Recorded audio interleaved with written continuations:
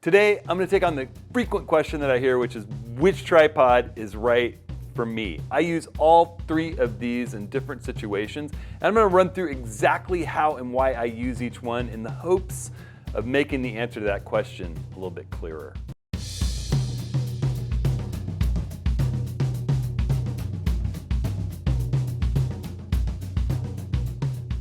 Well, hey everyone, it's Hudson. Welcome to this week's video. So, ever since I released this little tiny 3-pound featherweight tripod, I've gotten a lot of questions from people.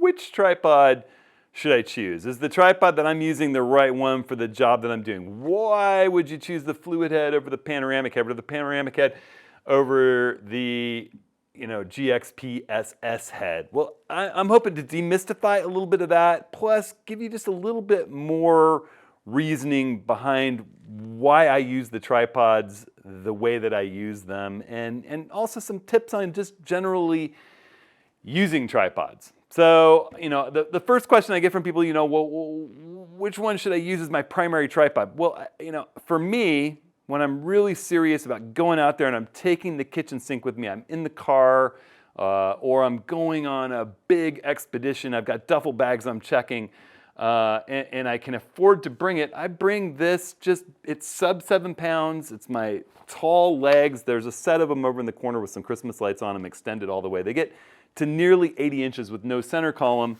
which is really handy. Again, as I said, when you're on a steep hillside and you need to throw one leg out down the hill and stay at eye level, or you're on the edge of a river and one leg needs to go down into the shallows of the water an extra 3 or 4 feet. Well, this gives you all kinds of options. You can get up on a stepladder and aim down on your subject. There's tons of cool things about having those long legs. But the other thing about it is the fluid head and why I love that fluid head. So, you use this for a little while and you'll get used to how far to pull each leg section out to be about right for your height. I pull one of the 4 sections out and then the second one just a tiny little bit, and it sets it up pretty close. I put it down on the ground with one of the legs out and sort of get the other 2 positioned to where I'm pretty close to level. And then the beauty of this system is that all you need to do is, with the head tilted this way, look, I'm pretty close right as it is, but I turn this little wing on my leveling adapter, and there's a little fluid resistance in this really cool Leo Photo systematic leveling adapter, and boom, I'm level. If I'm traveling and I need this to be slightly smaller, I can just turn this little quick cam lock, pull this whole thing out, throw that in the bag, have the legs and the head separate. It's super simple that way. And the neat thing, like I said, once you've leveled this head with that easy to use leveling adapter, then everything you do with this head remains nice and level. Now, if I'm using my camera with a normal lens that doesn't have an attached foot, not some big telephoto lens, I'm going to throw this panning clamp. This is the panorama clamp. This is they call it a nodal rail. It could be a no parallax rail. This is an adjustable one that I had Kirk make that'll work for any different lens you're using, whether it's short or long. And that's handy with our modern cameras just because sometimes you're going to use a really short lens and you don't want the rail to be in the frame. In this case, I'm going to set it up with my 14 to 24 millimeter lens on it. Now, why would I set it up with the panning rail when I'm not doing a panorama? Well, it's this little move right here, just to get the system so that it's pretty much neutrally balanced over the center of the head. So that, if I get it right, it won't move at all from center. Now I can move and shift without even putting any tension on. Now the neat thing about fluid is that any flops that you have, they're not catastrophic anyway. This is my setup that I want to use whenever I can. That fluid makes everything nice and smooth. You could do, if you want, video. Now again, it's really important with these pan and tilt or fluid heads that you have an L bracket, because that's the only way you're gonna go to vertical like I just did. Switching from vertical to horizontal, you're gonna want an L bracket. But the great thing is, once you've locked this thing in and you have your composition, it just has 2 little adjustments. This is the tilt lock on the side, nice big knob, easy to twist.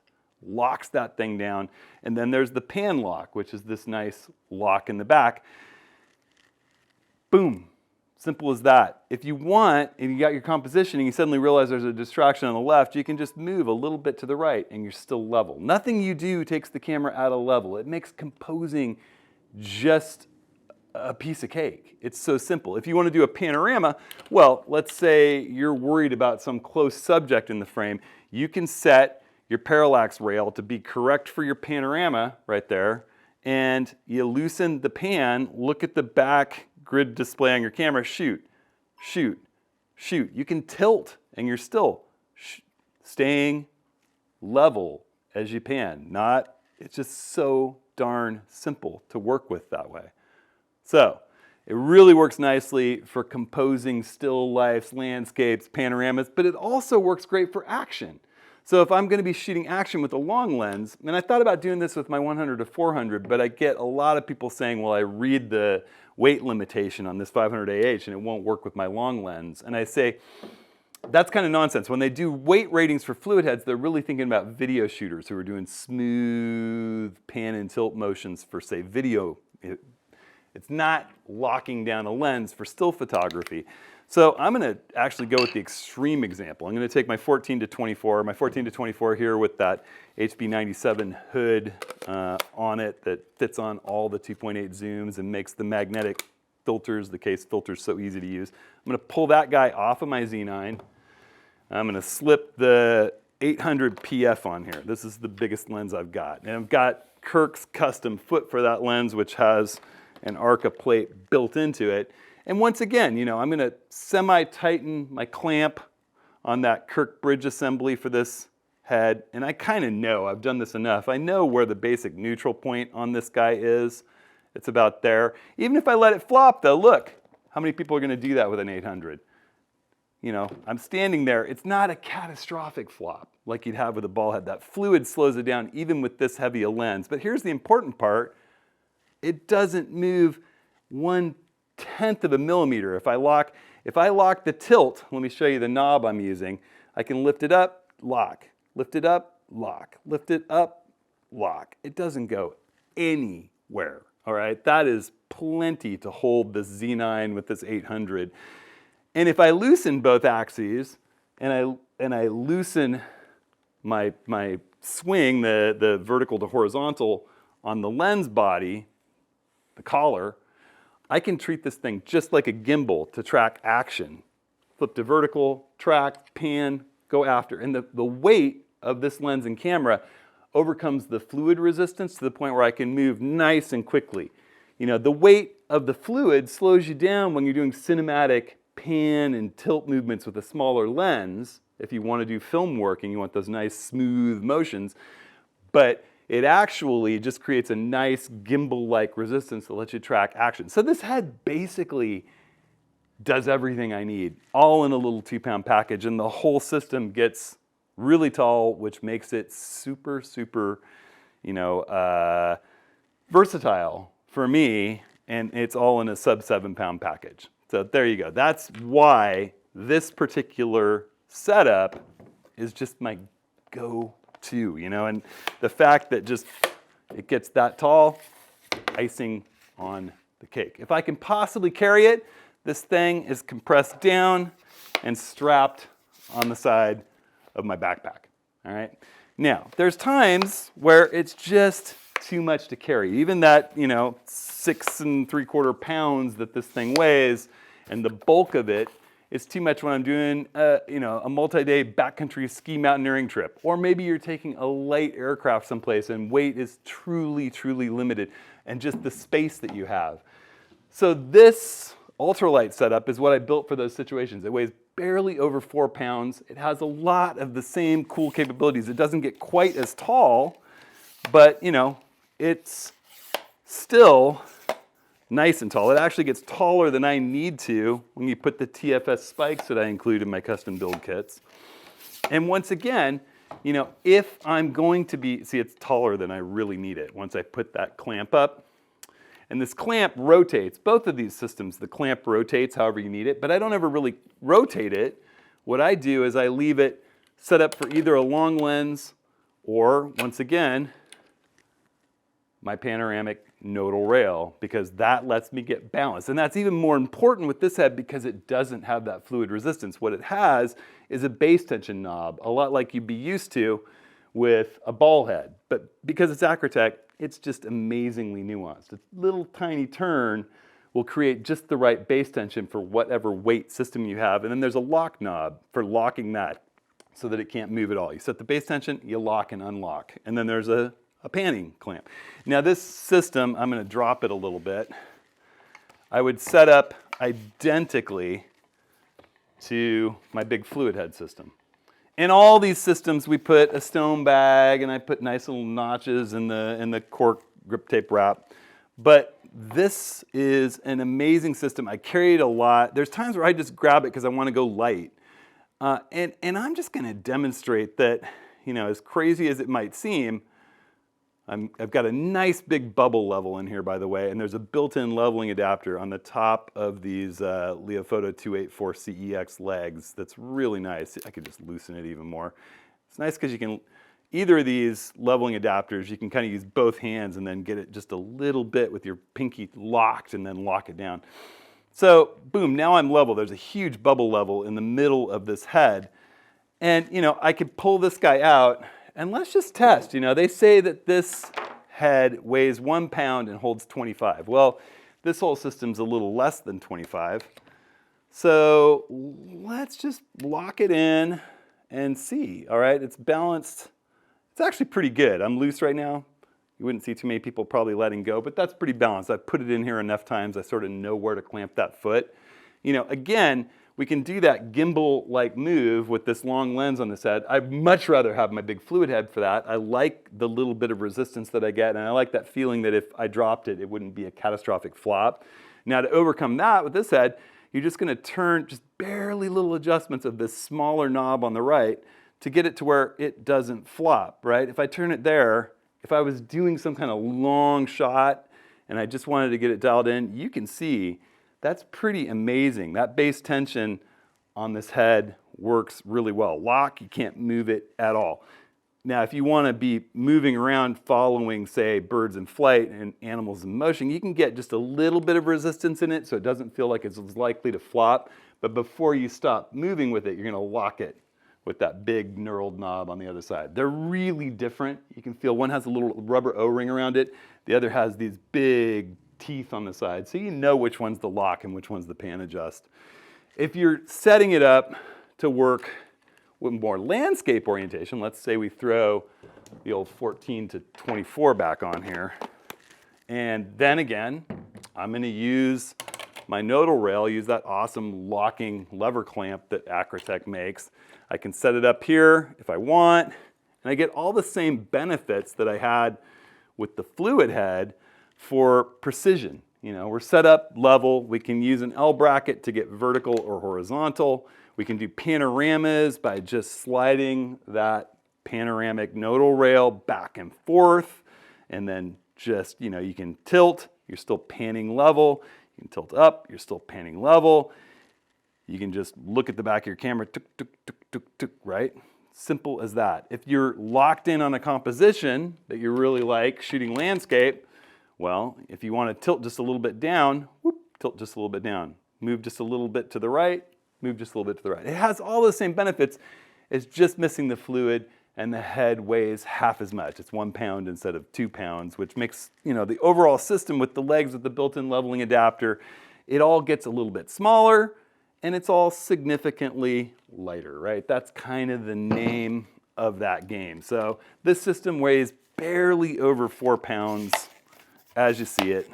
And this is what I'm going to take if I'm still, photography is my main purpose, or it's a major side purpose. I'm bringing along, say, my 124 to 120 and my 100 to 400, but I'm backpacking and weight really matters and the size of space on my pack, and I just want to go a little bit lighter.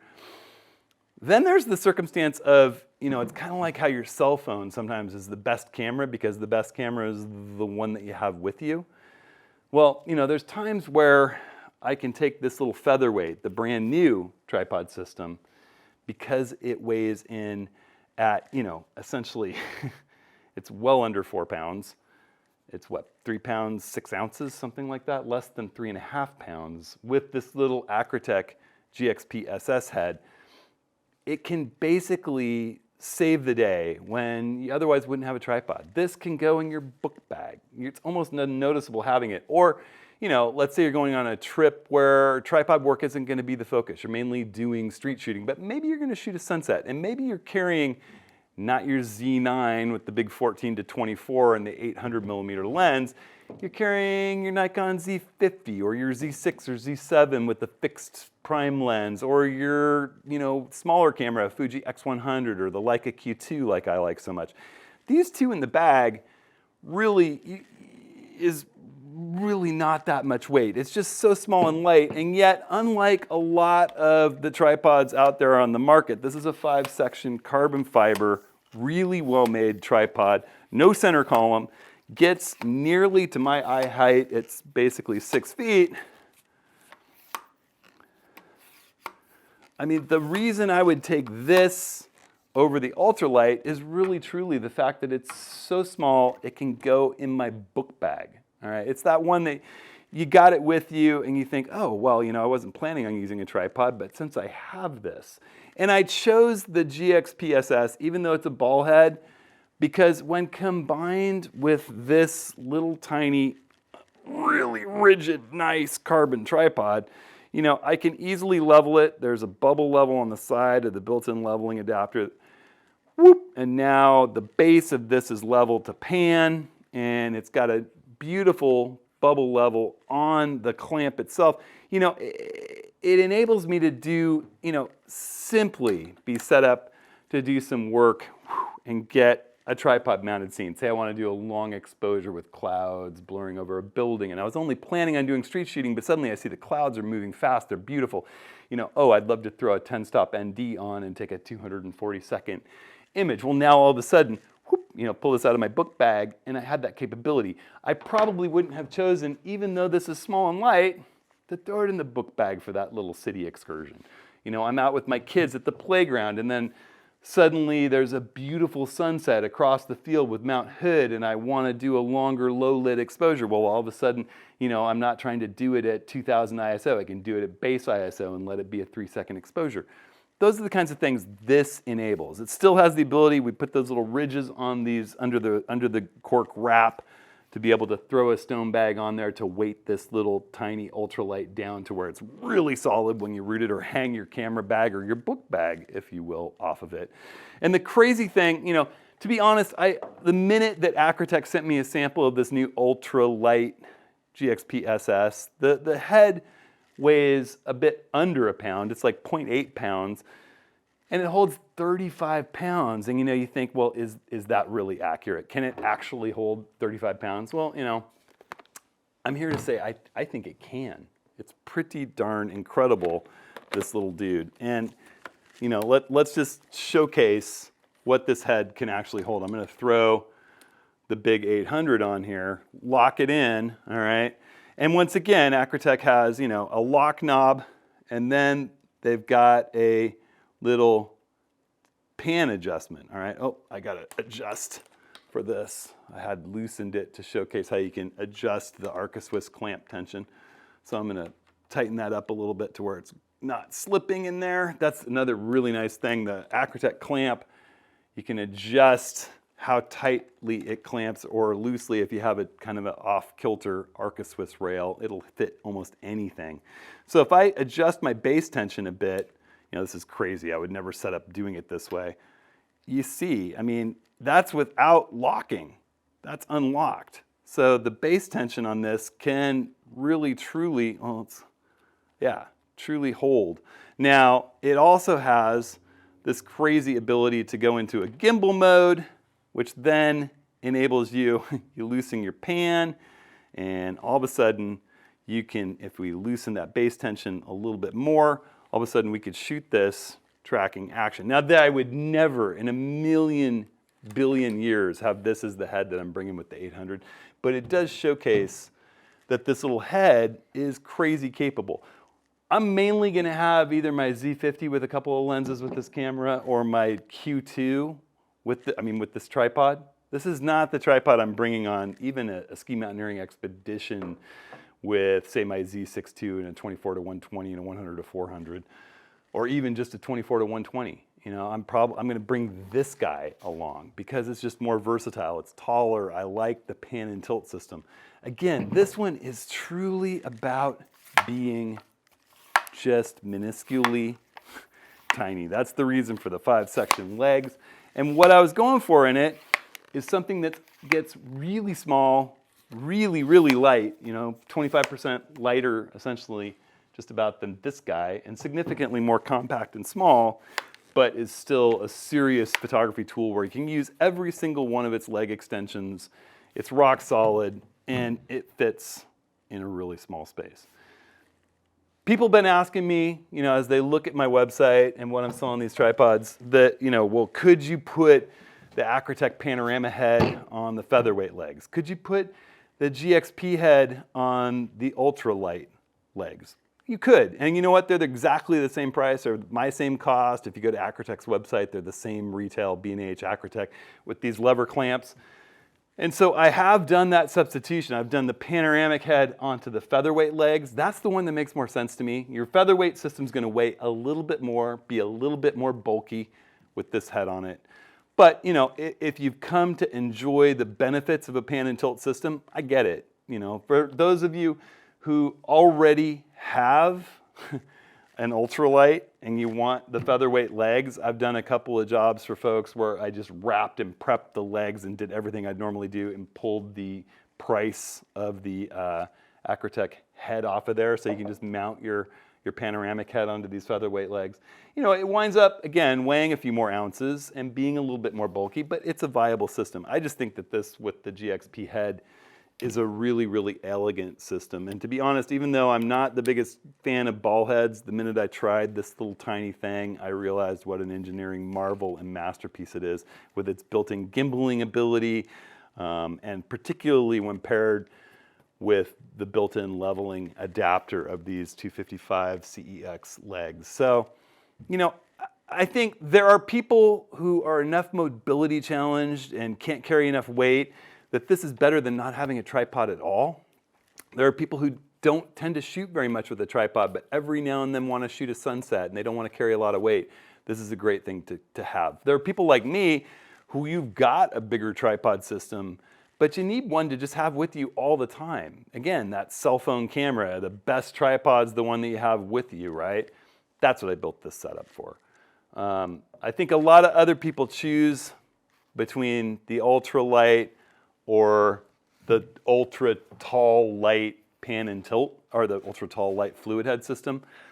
And, you know, I had someone emailing with me just last week saying, you know, I'm 6'4", I love the ultralight system, I'm looking at the featherweight system, which one do you think I should get?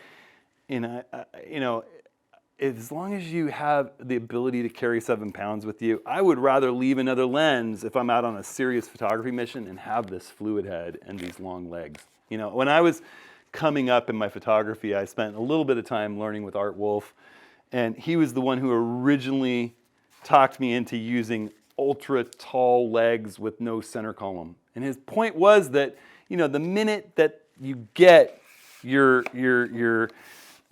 legs up in the air, you know, the solid, rock solid, stiff, reliable position for your camera is right where those legs meet. The minute you get up above, you know, with a little thin center column, you lose that stability. The wind blows and the whole system vibrates up there. This is where you want your head planted, your leveling adapter planted, right at that joint in the legs. And also, if you want to get low on the ground, you know, this system, poof, there's nothing in the way. You can go flat on the ground and get low and close to that little flower that's just a few inches high off the ground with your macro lens, but stay on your tripod. You know, and simple. All you have to do is pull that catch and, whoop, you know, you're in.